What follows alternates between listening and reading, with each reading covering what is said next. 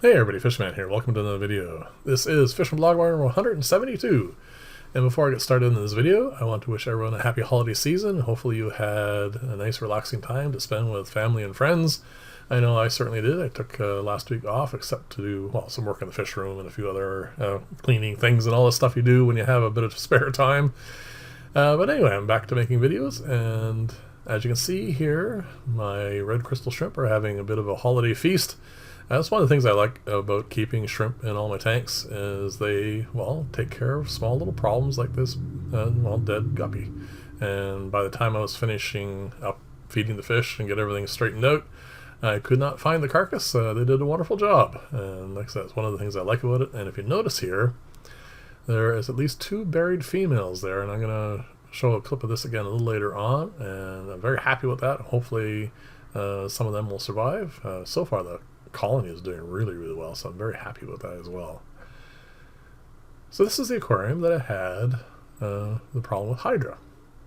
Well, as you can see, the Hydra are gone. I decided to remove, well, basically all of the plants except the ones up in the high humidity planter. I find that zebra danios are one of the fish that really don't like being overcrowded by plants. There are a number of fish that do that. Guppies aren't one of them. They're perfectly fine, but they need their space. And I found these fish have really blossomed. They've filled up. They're getting ready, I think, to be able to breed. I have, as you're going to see here in a few minutes, set a tray aside. I'm going to put in there, and I'm going to start breeding the zebra danios, and that's kind of cool. As you see, I did not clean too many aquariums. This one needs a bit of a scrub on the front glass, but that's okay. I mean, as you can see, there's lots of little marks on there from them nibbling on it, so it's not a problem as far as the fish are concerned. I like this colony. I need to subdivide it a little bit. There are a few undesirable body structure types, but there's some nice males like this one right here. So yeah, I want to get in there and also remove a fair amount of plant work just to give the fish some room. The tank's obviously quite balanced and everything, so that's not a problem, but you know, it's things you got to keep up on. This was my goldfish tank. Now it is going to be a rearing tank for guppies. These are the ones that were up with the zebra danios. I just moved them down here. I'm going to sort through them, see if there's any I really like. There's a couple that are kind of nice, and yeah, it's going to be a nice big 2x2 foot aquarium for them to do their thing in, which is add more guppies. So yeah, like I can see there's a couple of nice ones in there, so I'm going to have to go through those and sort it all out.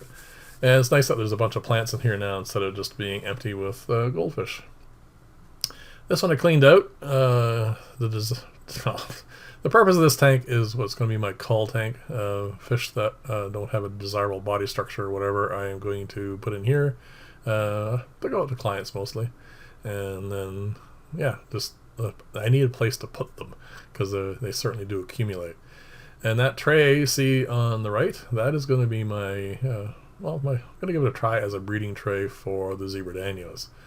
It's just filled with some tang and a few rocks to keep that stuff in place. And yeah, we'll see how that works. I'm going to plop it in there, let them lay eggs for a little while, and then pull it out and stick it in another aquarium and see what hatches out of it. Nothing too elaborate. I don't want to get too many fry, but I do want to keep the colony going. So this is my original breeding colony for my plecos, and they're doing fine. There's too many males in there at the moment, but anyways, I will pull out another trio, I think, at some point and set up a tank for them as well. So this is the tank where I just showed you at the beginning, and I'm going to focus in here in a second on one of the buried females. I had not noticed, believe it or not, while I was doing the original recording, that there was one, or two actually, in the original. Oh, actually, there's the guppy too. I guess they hadn't quite finished that. Oh well. Anyway, I'll have to pull that out. So there you go. This is an aquarium now that it used to be nice and clear of Hydra, but somehow I managed to get some in here. I will throw some shrimp in there, and that'll be all taken care of. They're very easy to deal with, and they're not really a problem when you're dealing with fish that are the size of guppies. Even newborn guppies aren't much of an issue. Some, obviously, like zebra danio fry, would get devoured quite quickly. There you go. This rack is finally all together at once, which is kind of nice. It doesn't happen very often. I have so much other things I need to do on the rest of the fish room. But anyway, it's one of those things that never really ever gets done, I guess. So that's one side of the fish room. Let's go to this side. This has been, if you remember from way back, I had set this up for an auto feeding system for hatching out Daphnia and dropping it as a drip into the 2 side tanks. Never really worked out well. I ended up changing it over to growing out Scuds or Grimaris, and that was great for quite some time, but I'm very busy, so what I'm doing now is I'm deciding whether or not to take that down completely. I cleaned them all out, removed 2 of the tanks, and I might yet remove the other 2. I'm not sure. We'll see. It depends on, I have some ideas for some experiments I want to do, but again, it requires space and time. And some of those are kind of short to supply. So these 2 tanks are doing really well. Cleaned them out. There's a fair amount of duckweed in them, so I did a fair amount of effort on those. These are the OB Zebras. They're still a little camera shy. Keep dumping plants everywhere, trying to make space for everything. But anyway, the fish are doing fine. I left this male gardener right down here because he had jumped, for starters, and I want to see his viability as a community fish. He's fine, but I found out that he's a fin nipper. I'm not sure. I'm going to try and give you a close-up of one. You can see a bit of on that one, but a little later on there's another one where he almost removed the entire tail off of one of the Zebra Danios. And you know Zebra Danios, they're speedy fish. And he managed to nip fins on them. That means he's not going to be very suitable for, unfortunately, guppies, that sort of stuff, which might be something that he would be in with. I'll have to try a few more things out with him, see what happens. There's one there you can see that has been fairly nipped. But anyway, it was an experiment worth trying, but unfortunately I don't think he's going to work out. That's too bad, because I really like the fish, and they do really well. These guys, I thought would have laid eggs by now. They might have in the back, but so far up front, nothing. But my fish room is a little bit cool at the moment. We're doing a bunch of cleaning and all that sort of stuff, so leave the windows open, blow air through, and my fish room is down to the low 70s, low 20s, depending on your point of view. And I guess they don't quite like the temperature for breeding. So anyway, not too concerned. I don't really want tons of them, so that's fine.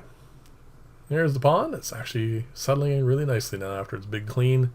The white clouds are very happy. The females are beginning to plump up. And I am also considering putting together another tray, probably with Java moss this time.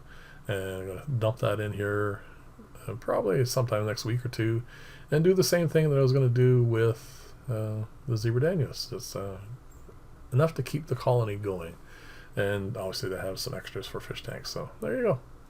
That's basically my fish room in a nutshell. Fair amount of work got done. Still tons to do, obviously. But anyway, thank you very much for tuning in and watching. Leave comments, let me know what you think of things.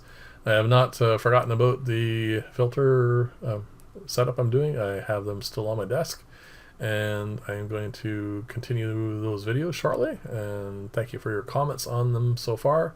And again, as this progresses, if you have any ideas or questions about any of the filtration systems, definitely leave it in the comment section. Let me know what you want, and I will hopefully get around to it.